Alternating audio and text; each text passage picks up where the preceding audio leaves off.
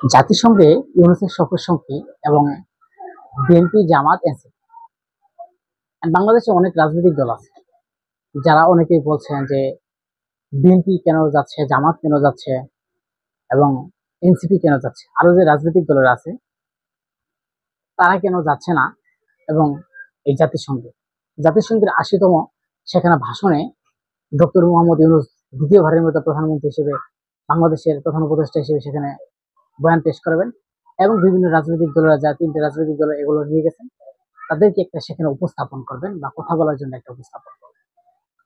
এখন কথা হচ্ছে, ডক্টর মোহাম্মদ ইউনুসের যে অরাজনৈতিক, সেখানে তাদের কোনো রাজনৈতিক বক্তব্য নেই এবং রাজনীতিকের কোনো প্রেক্ষাপট নেই। যেই কারণে যারা রাজনীতি করে বাংলাদেশে আগামী ক্ষমতা যাওয়ার সম্ভাবনা, তাদেরকেই তারা সেখানে নিয়ে যাচ্ছে। এখন কথা হচ্ছে যে ডক্টর মোহাম্মদ ইউনুস কি কারণে নিয়ে যাচ্ছে। বাংলাদেশের মানুষের মধ্যে একটা সন্দেহ সৃষ্টি হচ্ছে। একটা, যেমন প্রধান উপদেষ্টা পেশ সচিব, তিনিও কিন্তু স্পষ্ট ভাষায় বলেছেন যে সেখানে নিয়ে গেছেন তারা বিভিন্ন কিছু উপস্থাপন করবে, এর জন্য কিনে দেওয়া হয়েছে। কিন্তু মানুষ বলছে যে এই যে বিএনপি, এনসিপি, জামাত, এদের মধ্যে একটা ঐক্য, তাদের মধ্যে কি একটা ভাগবাটোয়ারি চলবে কিনা, বা ভাগবাটোয়ারি সেখানে নিয়ে গিয়ে একটা ভাগের কথাবার্তা একখানে বসে ভাগবাটোয়ারি কোনো কথাবার্তা হবে কিনা। আসলেই মানুষ এগুলো চিন্তা ভাবনা করতে পারে। কারণ দেখেন, জামাত একটা চাচ্ছে, বিএনপি একটা চাচ্ছে, এনসিপি এখন একটু চুপ আছে, বিএনপি চুপ আছে, কিন্তু জামাত মাঠে আন্দোলন করতে, সংগ্রাম করতেছে, তারা বিভিন্ন দাবি। এই মুহূর্তে যদি আপনার এই বিএনপি, জামাত যদি তাদের দাবি পেয়ার পদ্ধতি জীবন বাস্তবায়ন না হবে, এবং তারা মাঠে আন্দোলন করবে। দুদিন পূর্বে বিএনপি পেয়ার পদ্ধতি মানি নেয়, সেটি আন্দোলন করবে। যখন বিএনপিকে জামাতের সাথে ওরা জোট বেঁধে ওদেরকে একসঙ্গে কাজ করবে, তখন বিএনপি অবশ্যই আওয়ামী লীগ বা অন্য দলের সাথে হাত মিলিয়ে তারা এটা করবে। এর বাস্তব কথা। বিএনপিকে মাইনাস করতে চাইলে এটা হবেই, কারণ বিএনপি যখন মাইনাস করতে চাবে তখন এটা হবে। এই যে একটা সমস্যা, এই সমস্যার জন্য নাকি যুক্তরাষ্ট্র সফর, এরকম একটা মানুষের চিন্তা ভাবনা আছে। দর্শক, আমি অবশ্যই আপনাদেরকে আমি পরবর্তীতে জানাবো নেক্সট থেকে আসলে কি কারণে গেছে, এবং তাদের কি কথোপকথন চলছে এবং কি কি আলোচনা চলছে, তাদের মধ্যে কি বিভাজন ছিল, সেই বিভাজনে কি ঐক্য সৃষ্টি হচ্ছে এবং ঐক্য ভাঙছে না সৃষ্টি হচ্ছে, এবং এরকম বিষয় নিয়ে যদি সেই ঐক্য, জুলাই গণঅভ্যুত্থান ঐক্য যদি ভেঙে যায়, তাহলে কিন্তু বিপদে পড়বে সবচেয়ে এনসিপি, ছাত্র জনতা গণঅভ্যুত্থান। এই যদি ঐক্য ভাঙে, তাদের একটা সমস্যা হবে। আমি মনে করি এই বিএনপির তেমন কিছু হবে না, জামাতের কিছু হবে, কিন্তু বিএনপির তেমন কিছু হবে না, যা আমি প্রেক্ষাপটে পাচ্ছি। সেটা কিন্তু সবচেয়ে বড় ক্ষতি হবে এনসিপির জন্য এবং জামাতের জন্য। এর জন্য আমি মনে করি বাংলাদেশে একটা ঐক্য সৃষ্টি হওয়ার দরকার, যে ঐক্যের ভিতরে কোনো রাজনীতি, কোনো আপনার দুর্নীতি হবে না। বাংলাদেশ একটা সুন্দর উন্নত দিকে অনেক দূরে এগিয়ে যাবে। এটা বাংলাদেশের মানুষের আশা, বাংলাদেশের মানুষের আকাঙ্ক্ষা। আপনি দেখেন যে বিভিন্ন যারা রাজনৈতিক বিশ্লেষণ আছে, তারা যে স্পষ্টভাবে এবং বিভিন্ন বিষয় নিয়ে কথা বলেছেন এবং বিভিন্ন বিষয়ে তারা স্পষ্ট ভাষায় বলে দিয়েছেন যে আগামী সুষ্ঠু এবং সুন্দর নির্বাচন হবে।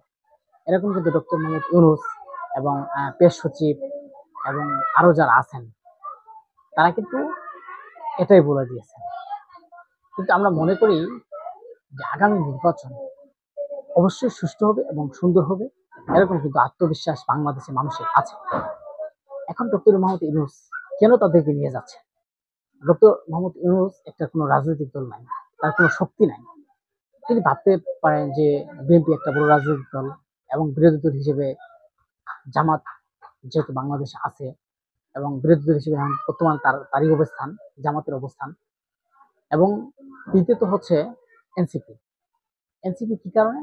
এনসিপি যে গণঅভ্যুত্থানে যদি এনসিপি নেতৃত্ব না দিত, তাদের নেতৃত্বে কিন্তু আজকের এই স্বাধীন দেশে বন্টন হয়েছে এবং এই দেশ উন্নতির দিকে অগ্রসর হচ্ছে, এবং মানুষ তার গণতন্ত্র ফিরে পাচ্ছে, মানুষ তাদের ভোটাধিকার ফিরে পাচ্ছে, এবং মানুষ তার শাসন ব্যবস্থা এবং তার যে পজিটিভ সাইড, সেটা মানুষ খুঁজে পাচ্ছে।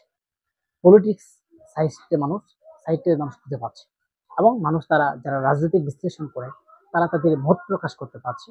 যারা বিভিন্ন সরকারি চাকরিজীবী, পুলিশ, সেনাবাহিনী বা বিভিন্ন, তাদের মত প্রকাশ করতে পারছে বর্তমানের অবস্থায়। এখন সেখান থেকেই কিন্তু তাদের এই রাজনীতির প্রেক্ষাপট গড়ে ওঠা এবং এই এনসিপি সেখানেই কিন্তু গড়ে উঠেছে। আমরা এই যে ৩ টা রাজনৈতিক দল এবং আরেকজন তারেক জিয়ার যে পররাষ্ট্র উপদেষ্টা তিনিও গিয়েছেন সেখানে। এদের মধ্যে একটা যে সুসম্পর্ক তৈরি হচ্ছে, আমরা মনে করি আগামী সুষ্ঠু সুন্দর নির্বাচনে এই জাতিসংঘ থেকে ডক্টর ইউনূস যে নোবেল বিজয়ী ডক্টর ইউনূস, যার কথা না বললে নয়, তিনি একটা এমন একটা ঐক্য যাতে ওইখানে গিয়ে একটা ঐক্য সৃষ্টি করে, যে ঐক্যের মাধ্যমে বাংলাদেশে একটা সুষ্ঠু সুন্দর নির্বাচন হওয়া সম্ভব। কারণ ডক্টর মোহাম্মদ ইউনূস আগেই বলেছেন যে বাংলাদেশে যাতে একটা বিভাজন সৃষ্টি না হয় এবং বিভাজন সৃষ্টির জন্য একটা মহল ঝামেলা করছে। যে আগামী নির্বাচনে বানচালের জন্য একটা মহল ঝামেলা করছে। আগামী নির্বাচন যদি সুষ্ঠু না হয়, আগামী নির্বাচন যদি সঠিক টাইমে না হয়, আগামী নির্বাচন যদি ফেব্রুয়ারি মাসে না হয়, তাহলে কিন্তু বাংলাদেশের জন্য একটা ক্ষতি বয়ে আনবে। আপনি একটা যারা রাজনৈতিক বিশ্লেষণ করেন, যারা রাজনৈতিক বক্তব্য দেন, আমার ফুয়াদ সাহেবও কিন্তু বলেছেন, এই যে বাংলাদেশের যে রাজনৈতিক যদি দেরি হয়, বাংলাদেশে এখন যে অবস্থা, আপনি বলতে পারেন এখন আপনি যা ইচ্ছে তাই বলতে পারেন, অন্য সরকার আসলে বলতে পারবে না। কিন্তু এখন দেশের অবস্থা, অর্থনৈতিক অবস্থা কিন্তু খারাপ হয়ে যাচ্ছে। গার্মেন্টস ফ্যাক্টরি বন্ধ হচ্ছে, শিল্প কারখানা বন্ধ হচ্ছে। এই যে একটা নির্বাচিত সরকার এলে একটা মানুষের সাহস থাকে। কারণ এখন একটা শিল্প কারখানা দিবে, কে জেনে আসে বাধা দেয়, কে জেনে আসে হুমকি দামকি দেয়।